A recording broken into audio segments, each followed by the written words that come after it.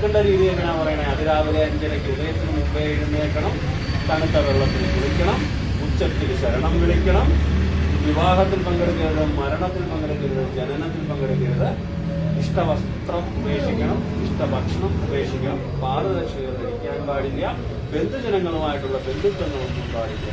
മുദ്ര ധരിച്ചാൽ സ്വാമിയായി, ജാതിയില്ല, മതമില്ല, ലിംഗഭേദാദി അവസ്ഥകളൊന്നുമില്ല, സ്വാമി. അങ്ങനെ 41 ദിവസത്തെ വ്രതമുണ്ടാവണം. ശരിക്കും പറഞ്ഞാൽ ഏറ്റവും ത്യാഗം ശ്രമിക്കുന്ന കാലഘട്ടം 41 ദിവസം. വേണ്ടപ്പെട്ടതിനെയെല്ലാം ത്യജിച്ച് വേണം 41 ദിവസത്തെ വ്രതം എടുക്കാൻ പറ്റും. ഇതിന്റെ കാരണം പറയണത്, ഒരു വർഷാന്തര കാലഘട്ടങ്ങളിൽ എന്തെങ്കിലുമൊക്കെ ദുശീലങ്ങൾ നമ്മളിലേക്ക് വന്നു ചേർന്നിട്ടുണ്ടെങ്കിൽ ഈ 41 ദിവസം കൊണ്ട് അതിനെ വിശേഷം ഇല്ലാതാക്കാൻ പറ്റും. 41 ദിവസം ഒന്നിനെ നമ്മൾ കൃത്യമായിട്ട് ഫോളോ അപ്പ് ചെയ്താൽ അത് നമ്മളൊരു ശീലമായിട്ട് പോകും. ഒന്നിനെ അൺഫോളോ ചെയ്താൽ ശീലമല്ലാത്തൊരവസ്ഥയിലോട്ടാകും. അപ്പൊ ഇങ്ങനെ 41 ദിവസം വ്രതമെടുത്ത് സ്വാമി അയ്യപ്പൻ മഹർഷി വ്രതത്തിനായിക്കൊണ്ട് എങ്ങനെ കാട്ടിലേക്ക് പോയോ അതുപോലെ കഥകളൊക്കെ കേട്ടിട്ടുണ്ടാവൂലേ? അയ്യപ്പൻ എന്തിനാ അവതാരം എടുത്തേ? എത്ര വല്ലായി ഒലയോട്ടം തുടങ്ങിയിട്ട് എത്ര പ്രാവശ്യം പോയി? ആരും പറഞ്ഞു തന്നിട്ടില്ല. മഹർഷി എന്ന് പറയുന്ന അസുര സ്ത്രീയെ ഇല്ലാതാക്കാൻ വേണ്ടിയിട്ടാണ് സ്വാമി അവതാരമെടുക്കുന്നത്. അയ്യപ്പൻ അവതാരം എടുക്കുന്നത് ശിവനും വിഷ്ണുവും ചേർന്ന് സംയോജിച്ച് അതിൽ നിന്നുണ്ടായ പുത്രനാണ് ഹരിഹരപുത്രൻ എന്ന് പറയാം. അപ്പൊ ഇവിടെ നമ്മളും പോകുന്നത് മഹർഷിയെ ഇല്ലാതാക്കാനാണ് പറയാം. മഹർഷി എന്ന് പറയുന്ന അവനവന്റെ ചിന്തയാണ്. ഇപ്പത്തെ മഹർഷി എന്ന് പറയുന്നത് നമ്മുടെ ഉള്ളിലുണ്ടാവുന്ന ചിന്തകളാണ്. നിങ്ങളെ ബാധിക്കുന്ന കാര്യമല്ല കേട്ടോ.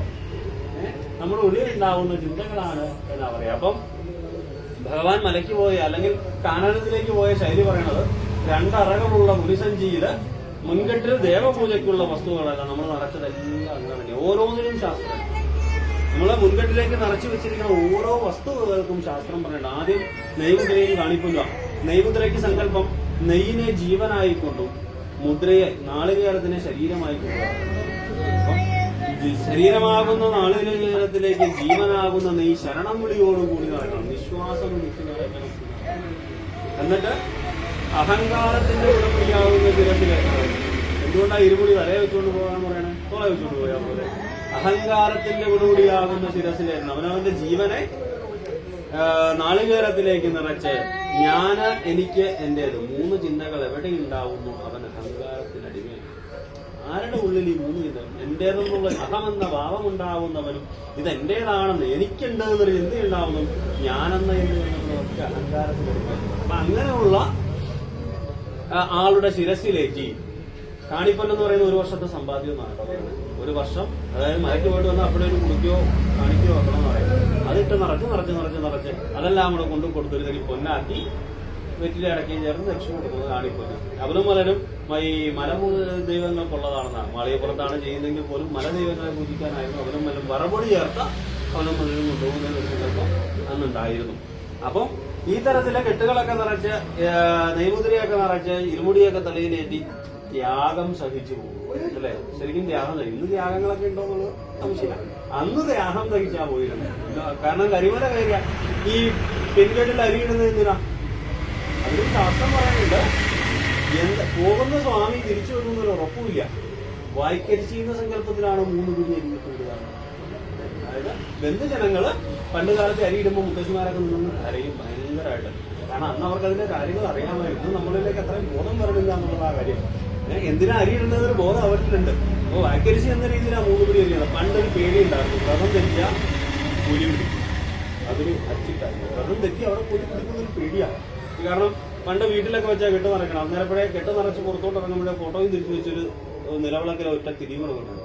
പോയിട്ട് തിരിച്ചു കൊടുക്കുന്ന തിരി അവിടെ അണയാതുണ്ടാവണമെന്ന് വിശ്വാസം. അണഞ്ഞു കഴിഞ്ഞ് സ്വാമിക്ക് എന്തോ വലിയെന്നുള്ളതായിരുന്നു. അന്നത് സത്യവുമായിരുന്നു. ഇന്ന് പുലിക്ക് പേടിയാണ് നമ്മളെ. അന്ന് അപ്പോഴേ പിടിക്കും, നമ്മൾ പിടിക്കും. അത്രയും സാഹചര്യങ്ങൾ തമാശയാണ്. അത്രയും സാഹചര്യങ്ങൾ മാറിപ്പോയി. അപ്പൊ ഇങ്ങനെ ഇരുമുടിയൊക്കെ നിറച്ചുകൊണ്ട് പിൻകെട്ടിലൊക്കെ നടക്കുന്നതൊക്കെ നമുക്കുള്ളതാണ് കേട്ടോ പറയുന്നത്. പിൻകെട്ടിൽ എവിടെയായിരിക്കും?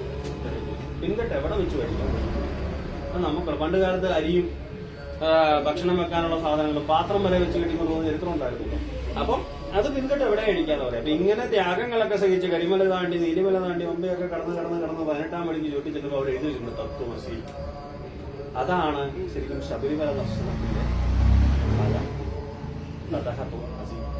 നീ എന്തിനെ തേടുന്നുവോ അത് നിന്റെ ഉള്ളിലുള്ളത് സ്വാമി അയ്യനെ കാണാൻ എന്നെ കാണാൻ നീ ഇങ്ങോട്ട് പോരണ്ട, ഞാൻ നിന്റെ ഉള്ളിലുണ്ട്. അപ്പൊ പിന്നെ എന്തിനാ പോണേ? ഇതിനെ എത്രയും ത്യാഗം സഹിച്ച് മല പോണേ? അപ്പൊ ആ 18 പടികൾ പറയുന്ന ഒരു ശാസ്ത്രമുണ്ട്. ആദ്യത്തെ 5 പടികൾ കയറുമ്പോ 5 ഇന്ദ്രിയങ്ങളെ നിയന്ത്രിക്കാനുള്ള കഴിവുണ്ടാകണം. കണ്ണ്, നാക്ക്, മൂക്ക്, തൊക്ക്, ചെവി ആകുന്ന 5 ഇന്ദ്രിയങ്ങളെ നിയന്ത്രിക്കാനുള്ള കഴിവ് ഉണ്ടാകും. 41 ദിവസം കൊണ്ട് നേടിയെടുക്കേണ്ട കഴിവുകളാ. അടുത്ത 8 പടികൾ കഴിയുമ്പോൾ അഷ്ടരാഗങ്ങളെ നിയന്ത്രിക്കും. കാമവും ക്രോധവും മാത്സര്യവും കുശുമ്പും അസൂയയും വിടുമ്പും ബിംബും ഇത്യാദി ചിന്തകളാകുന്ന അഷ്ടരാഗങ്ങളെ നിയന്ത്രിക്കാനുള്ള കഴിവുണ്ടാക്കിയെടുക്കണം. അടുത്ത 3 പടികൾ കയറി 8 5 13 പടി അങ്ങോട്ട് കയറി കഴിയുമ്പോൾ തന്നെ ഉണ്ടാവുന്ന എന്താണെന്നറിയോ? നമ്മളൊന്ന് ഉഷാറാകുന്ന പറയാം. 13 രാഗങ്ങളെ നിയന്ത്രിച്ചാൽ ഉഷാറായി. പിന്നെ കിട്ടുന്ന ഗുണങ്ങളാ 3 ഗുണങ്ങളുണ്ട്: രജോ ഗുണവും തമോ ഗുണവും സത്വവും മനുഷ്യത്വം. അടുത്ത 2 പടികൾ കഴിയുമ്പോൾ ജ്ഞാനവും അജ്ഞാനവും എന്ന ബോധം ഉണ്ടാകും. ഈ 18 കാര്യങ്ങൾ ഉണ്ടായാൽ അവിടെ സ്വാമി എഴുതി വെച്ചേക്കുന്നതും പറഞ്ഞു വെച്ചേക്കുന്നതും ഇതാ. അപ്പൊ ശബരിമല ദർശനം കൊണ്ട് ഉണ്ടാവേണ്ട അല്ലെങ്കിൽ കിട്ടുന്ന അനുഗ്രഹം എന്ന് പറഞ്ഞാൽ തന്റെ ഉള്ളിലിരിക്കുന്ന മനുഷ്യത്വം എന്ന ദേവനെ തിരിച്ചറിയാനുള്ള കഷ്ടപ്പെടുന്നവനെ സഹായിക്കാനും പാപങ്ങൾ ചെയ്യാതിരിക്കാനും ദുരിതപ്പെടുന്നവനെ നമ്മൾ വലയ്ക്കാതിരിക്കാനുമുള്ള മാർഗം അല്ലെങ്കിൽ ഒരു വഴിയാണല്ലോ ശബരിമല ദർശനം. നിന്റെ ഉള്ളിലിരിക്കുന്ന എന്നെ ഈശ്വരൻ എന്ന് പറഞ്ഞാൽ എന്താ? അനശ്വരമായത്. നമ്മുടെയൊക്കെ ചിന്തകളിലെ മനുഷ്യത്വമാണ് ഈശ്വരൻ, അല്ലെ? ഈശ്വരനെ ആരും നേരിട്ട് കണ്ടിട്ടില്ലല്ലോ, ആരും കണ്ടിട്ടില്ല. നമ്മളുടെ ഉള്ളിലെ മനുഷ്യത്വമാണ് ഈശ്വരൻ എന്ന് പറയുക. അപ്പൊ ആ മനുഷ്യത്തെ ഉണർത്തിയെടുക്കാനായിരിക്കണം ഇത്രയും ത്യാഗം ശരിക്കും മതി. അപ്പൊ സമയം കാണാനല്ല പോവുക, തന്റെ ഉള്ളിലിരിക്കുന്ന ഈശ്വരനെ തിരിച്ചറിയാനാണ് ഓരോ അയ്യപ്പന്മാരും മല ചവിട്ടുമ്പോൾ എന്നുള്ള ബോധമുണ്ടാകണം. നിങ്ങൾക്കങ്ങനെ ഇല്ലാന്നല്ല, ഇതാണ് കാര്യം എന്ന് പറഞ്ഞു ഗുരുസ്വാമി ചെയ്യേണ്ട കാര്യമാണ്. അതായത് കന്നിക്കെട്ട് നിറയ്ക്കുമ്പോ കഥ പറയണ കൂട്ടത്തില് കഥകൾക്കൊപ്പം തന്നെ പറയണം ഇതിന്റെ ശാസ്ത്രം എന്താണ് ശബരിമല ദർശനം കൊണ്ടുള്ള ഫലം, നിങ്ങൾക്ക് ഉണ്ടാവേണ്ട ഗുണം. ഇപ്പം എല്ലാരും പോകുന്നുണ്ട്, ഞാനും പോകുന്നുണ്ട്. എന്തിനാ പോകുന്നത്? അയ്യപ്പനെ കാണാൻ പോവാ. അയ്യപ്പനെങ്ങടും പോവോ? ഇവിടെ ഇല്ലേ അയ്യപ്പൻ? എന്ത് കണ്ണടച്ച് പറഞ്ഞാൽ കണ്ണിനുള്ളിൽ കാണാൻ പറ്റും അയ്യപ്പനെ. പിന്നെ എന്തിനാ അത്രയും ത്യാഗം സഹിച്ച് നീ മലയ്ക്ക് പോകുന്നതെന്ന് ചോദിക്കുന്നുണ്ടാവുന്ന ഒരു ആൻസറാണ്. തന്റെ ഉള്ളിലിരിക്കുന്ന മനുഷ്യത്തെ തിരിച്ചറിയാനാണ് ഓരോ ഭക്തനും മല ചവിട്ടേണ്ടത്. 3 കാര്യങ്ങളാണ്: ഭയം, ഭക്തി, വിശ്വാസം. ഈ 3 കാര്യങ്ങൾക്ക് പ്രാധാന്യം എപ്പോഴും ഉണ്ടായിരുന്നു. ശ്രദ്ധിച്ചാൽ മതി. ഒരു ആവതും ഇല്ലാത്തവനൊക്കെ ശരണം വിളിച്ചിട്ട് അതുപോലെ മല ചവിട്ടും. ആവതുള്ളവരൊക്കെ അതും പാടി പമ്മി കയറി പോകുന്ന അവിടെ ഭക്തി എന്നുള്ള ബലമുണ്ടെങ്കിൽ ആരോഗ്യം ആവശ്യമില്ല ശരീരത്തിനെന്ന് പറയും. ഭക്തി എന്നതിന്റെ നൈർമല്യം ഇല്ല എന്നുണ്ടെങ്കിൽ എത്ര ആരോഗ്യവാനും ഇഴഞ്ഞേ കയറും. ഇതാണ് മലയുടെ ഫലം പറയുന്നത്. ശബരിമലയുടെ പ്രത്യേകതയാണ്. അപ്പൊ എന്തുകൊണ്ടാണ് കാട്ടിപ്പോയിരിക്കണേ? ഇവിടെ അങ്ങനെ ഇരുന്നാ പറയുന്നത് അല്ലെ? എന്തുകൊണ്ട് ഇങ്ങനെ ആയില്ല? അവിടെ ഇതൊക്കെ ചിന്തിക്കേണ്ട കാര്യങ്ങൾ. എന്തുകൊണ്ട് ഇങ്ങനെ ആയില്ല? ഇത്രയും സിറ്റികൾ വികസിച്ച് വന്നപ്പോൾ എന്തുകൊണ്ട് അവിടെ വികസിച്ചില്ല? ഇങ്ങനൊരു തീരുമാനമാക്കി വെച്ചിട്ടുണ്ട്. ഇത്രയും സഹിച്ചേ നീ വരാവൂ. അപ്പൊ നിന്നെ ഈ ഒരു കാലഘട്ടം കൊണ്ട് നീ ചെയ്ത പാപങ്ങളൊക്കെയും കഴുകിക്കളഞ്ഞു വരണം. അപ്പൊ ഇത്രയൊക്കെ ത്യാഗം സഹിച്ച് ഈ 18 രാഗങ്ങളെയൊക്കെ നിയന്ത്രിച്ച് മുകളിൽ കയറി ചെന്ന് നാളികേരം ഉടച്ച് സ്വാമിയിലേക്ക് നെയ്യ് അഭിഷേകം ചെയ്യുമ്പോ നെയ്യ് അഭിഷേകം കണ്ടിട്ടുണ്ടാവുമല്ലോ അല്ലെ? കോൺസെൻട്രേറ്റ് ചെയ്ത് കണ്ടിട്ടുണ്ടോ? ശ്രദ്ധയോടുകൂടി നെയ്യ് അഭിഷേകം കണ്ടിട്ടുണ്ടോ? അത് അവിടെയാണ് എന്റെ ശരീരം മുന്നിരിക്കുന്നത്. കാരണം എന്താ പറയുക, അത് കാണണമെന്നാ പറയാ. കൊണ്ടുപോകുന്ന നെയ്യ് ഭഗവാന്റെ ശിരസിലേക്ക് ഒഴിക്കുമ്പോൾ അത് ശരിക്കും ശിരസിൽ നിന്ന് കിരീടത്തിൽ നിന്ന് നേരെ മുഖത്തിലേക്ക് എത്തും, മുഖത്തിൽ നിന്ന് കഴുത്തിലെത്തും, കഴുത്തിൽ നിന്ന് നെഞ്ചിലെത്തും, നെഞ്ചിൽ നിന്ന് ഉദരത്തിലെത്തും, ഉദരത്തിൽ നിന്ന് പാദത്തിലേക്ക് എത്തുമ്പോൾ നമ്മൾ ഈ സഹിച്ചുപോയ ത്യാഗങ്ങളൊക്കെ മനസ്സിലുണ്ടാവുന്നത്. ഭക്തി നൈർമല്യമാണ് ഈ 2 തുള്ളിൽ കണ്ണുതിരെങ്കിലും വരുന്നത്. കാരണം അത്രയും ത്യാഗം ഇത് കാണുന്നതോടുകൂടി ഭാവമുക്തി അവിടെ ഉണ്ടായി. പിന്നെ ജീവൻ പോയ നാളികേരം, ശിവൻ പോയാൽ ശവമായി എന്നാ പറയാം. അപ്പൊ ജീവനാകുന്ന നെയ്യ് സ്വാമിയിലേക്ക് ലയിച്ചു കഴിഞ്ഞാൽ പിന്നെ നാളികേരം ജഡമായി. അത് നേരെ മഹാ ആഴിയിലേക്ക് ഭയങ്കരമായിട്ടുള്ള തത്വങ്ങളാണ് പറഞ്ഞിരിക്കുന്നത്. മഹാ ആഴിയിലേക്ക് ഹോമിച്ചു കഴിഞ്ഞാൽ പൂർണ്ണ മുക്തിയായി എന്ന് പറയും. തമാശയ്ക്ക് പറയണ്ട, 1 വർഷത്തേക്ക് പാപം ചെയ്യാനുള്ള ലൈസൻസ് മേടിക്കാനാണ് പറയുന്നത്. കാരണം ഇതൊക്കെ തീർത്തല്ലോ, തിരിച്ചു വന്ന് ഒന്നേന്ന് തുടങ്ങാം, അടുത്ത കൊല്ലം പിന്നെയും. അപ്പം തമാശയാണ് എങ്കിലും ശരി, ഇതായിരിക്കണം മലദർശനത്തിന്റെ ഫലവും രീതികളും. അപ്പം ആ കാരണം ഇവിടെ വന്നപ്പോ കണ്ടേക്കണം പകുതി തിരിച്ചു കൊണ്ടുപോയി നാളികേരത്തിന്റെ ഗൗരിയിൽ. അങ്ങനെ ചില ശീലങ്ങളൊക്കെ കാണാറുണ്ട്.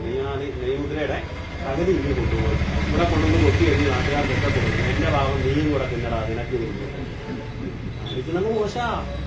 ആഴിയിൽ ഹോമിക്കേണ്ടത് ആഴിയിൽ ഹോമിച്ച് തന്നെ തീർക്കണം. പണ്ട് മുതലേ ആചാര്യന്മാര് പറഞ്ഞേക്കുന്ന വിധിയതാണ്. ഇതാ ഈ നെയ്യ്ക്ക് അത് കുടിച്ച് ഇതിനൊരു ടേസ്റ്റ് ഉണ്ടല്ലോ, അതുകൊണ്ട് അതിന് തിരിച്ചു പകുതി അവിടെ കളയും, പകുതി സാമ്യം പിടിച്ചു, പകുതി ഭാവം ഞാൻ അവിടെ തീർത്തു, ബാക്കി ഇങ്ങ് പോയിട്ട്. ജഡമാണ്, ബോധമുണ്ടാവണം. ഓരോ സ്വാമിയും ജഡമാണ്. ചൈതന്യമാകുന്ന നെയ്യ് സ്വാമിയിൽ ലയിച്ചു കഴിഞ്ഞാൽ പിന്നെ ജഡമായി, ശരീരമായി. ജീവനില്ലാത്ത ശരീരം മഹാ ആഴിയിൽ ഹോമിക്കണം. വെറുതെ എന്തിനാണ് അവിടെ അഴി കൂട്ടിയിട്ടേക്കുന്നത്? ഈ നാളുകാരെന്നപ്പം ഇവർക്കെടുത്തത് കൈകാര്യം ചെയ്താൽ പറ്റും. ഇതിന് ഓരോ ശാസ്ത്രവും രീതികളും പറഞ്ഞിട്ടുണ്ടാവും. അപ്പൊ ഈ ഒരു ചിന്തയോടുകൂടി വേണം സ്വാമിമാര് മല ചവിട്ടാൻ. അങ്ങനെ പോയത് കണ്ടു നോക്കിയിട്ട് ഒരു തിരക്കും വറകാണ്. അവിടുത്തെ ഒരു തിരക്കും നമുക്ക് വറകാണ്. സുഖമായിട്ട് അയ്യപ്പം കൊണ്ടുപോയി ഭക്തി ഉണ്ടാവണം കേട്ടോ ഉള്ളില്. അങ്ങോട്ട് വരുമ്പോൾ ഈ സ്വാമി എന്താ ഇങ്ങനെ നിൽക്കുന്നത്, അയ്യോ ഞാൻ മടുത്തേ, ഇങ്ങനെയൊക്കെ പറഞ്ഞ് ഒരു കാര്യം അവിടെ നടക്കുക. സ്വാമി പറയാം എന്നാൽ ഇത് ഇറക്കി വന്നാൽ മതി, അവിടെ ഇരിക്കുക, മടുത്തൊക്കെ മാറിയിട്ട് വന്നാൽ മതി. ഒരേ മനസ്സോടുകൂടി ഒരേ ശരണം വിളിയോടുകൂടി കയറി പോകാം. അപ്പം ഈ ഒരു ചിന്തയോടുകൂടി മല ചവിട്ടിയാല് പൂർണ്ണമായിട്ടുള്ള അനുഗ്രഹം ഉണ്ടാകുമെന്നുള്ളത്. അപ്പം ശബരിമലയ്ക്ക് പോകേണ്ട കാരണവും കാര്യവും ഇതാണ്. തന്നിൽ നിൽക്കുന്ന ദുശ്ചിന്തകളെയൊക്കെ ഇല്ലാതെ, മഹർഷിയാകുന്ന ദുശ്ചിന്തകളെയൊക്കെ ഇല്ലാതാക്കി തൻ്റെ ഉള്ളിലിരിക്കുന്ന ഈശ്വര ചൈതന്യത്തെ തെളിച്ചെടുക്കാനാവണം ഓരോ യോഗങ്ങളും. ഈ ഒരു ചിന്തയോടുകൂടി മല ചവിട്ടുക, സ്വാമിയെ കണ്ടു തൊഴുക, നെയ്യഭിഷേകം കണ്ടു തൊഴുക, പൂർണ്ണ അനുഗ്രഹവും